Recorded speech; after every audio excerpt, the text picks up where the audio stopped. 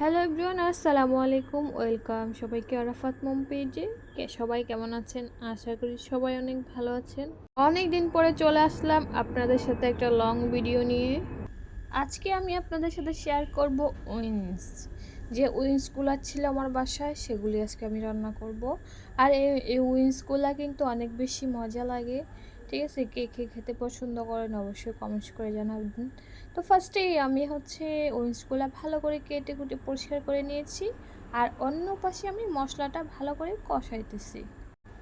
পেঁয়াজটা বাদামি কালার হয়ে যাওয়ার পরে আমি আদা বাটা আর রসুন বাটা দিয়ে ভালো করে আমি কষিয়ে নিচ্ছি। আদাটা যখন ভাজা ভাজা হয়ে যাবে তখন আমি ইয়েটা দিয়ে দেবো, মরিচের গুঁড়া, হলুদের গুঁড়া আর জিরের গুঁড়াটা। আর আদাটা যদি ভালো করে ভাজা হয় তাহলে মশলাতে, মানে যে কোনো মশলাতেই আর কোনো আসে না, স্মেল আসে না, আদার কাঁচা স্মেলটা। এখন আমি আগে থেকে গুলিয়ে রাখছিলাম মরিচের গুঁড়া, হলুদের গুঁড়া আর জিরের গুঁড়া, সেটাই এখন দিয়ে ভালো করে নাড়াচাড়া দিয়ে নিব। আর এখন ভালো করে মশলাটা কষানো শেষ হলে দেন আমি আমার উইংসগুলা দিয়ে দিব, কেটে কুটে পরিষ্কার করে রাখছিলাম সেগুলি। মশলাটা আমি ঢেকে দিয়েছিলাম, ঢাকনাটা খুলেই দেখি সুন্দর করে মশলাটা কষানো হয়ে গেছে। মাশাআল্লাহ, যত মজা করে রান্না করি না কেন মায়ের মতো হয়ই না। মায়ের হাতে রান্না খেতে অনেক বেশি মন চাইতেছে, কিন্তু কি করার বলেন, মন চাইলে তো আর খেতে পারবো না। অনেক দূরে যেতেও পারবো না আর খেতেও পারবো না। তাই মাকে অনেক বেশি মিস করি, আর মায়ের হাতে সে রান্নাগুলো মিস করে করে রান্না করি। আমার কাছে মনে হয় যে সব মায়েদের হাতেরই রান্না মনে হয় অনেক বেশি মজা হয়। যতই আমরা মজা করে রান্না করার চেষ্টা করি না কেন মায়ের মতো হয়ই না। তো আমি এখন উইংসগুলো ভালো করে কেটে কুটে পরিষ্কার করে রাখছিলাম, সেটাই দিয়ে নিচ্ছিলাম আর ভালো করে নাড়াচাড়া দিয়ে নিচ্ছিলাম।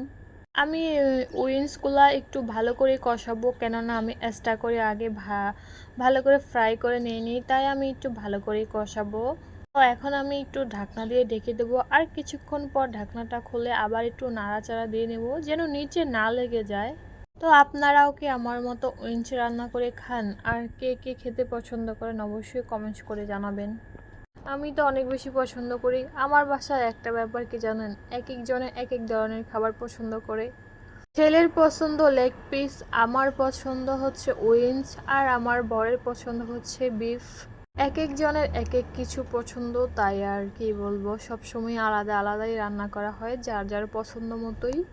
তবে আজকে কোনো আলাদাভাবে রান্না করা হচ্ছে না, আজকে একসাথেই রান্না করতেছি সবাই। যার যার মন চাবে খাবে, আর যার মন না চাবে আর কি করবো আর বলেন। আমার অন্য কিছু কিছু আরও পাশাপাশি থাকবে, যার মন না চাবে সে অন্য কিছু খাবে। তো আমার অলমোস্ট কষানো শেষ, এখন আমি জলটা দিয়ে ঢেকে দেব আর হওয়া পর্যন্ত অপেক্ষা করব। কিছুক্ষণ পর এসে ঢাকনাটা খুলে দেখি মাশাআল্লাহ অনেক সুন্দর করে হয়ে গেছে, আর এমন একটা স্মেল আসতেছে অনেক দূর থেকে, অনেক ভালো লাগতেছে স্মেলটা শুনেই। তো এই যে আমার রান্নার ফাইনাল লুক কেমন হয়েছে অবশ্যই কমেন্টস করে জানাবেন। আর কারা কারা এখনও আমার সাথে যুক্ত হননি, আমার ছোট্ট পরিবারে যুক্ত হয়ে যাবেন ইনশাল্লাহ। আমিও আপনাদের সাথে থাকবো। সেই পর্যন্ত সবাই ভালো থাকবেন, সুস্থ থাকবেন। আল্লাহ হাফিজ, আসসালামু আলাইকুম।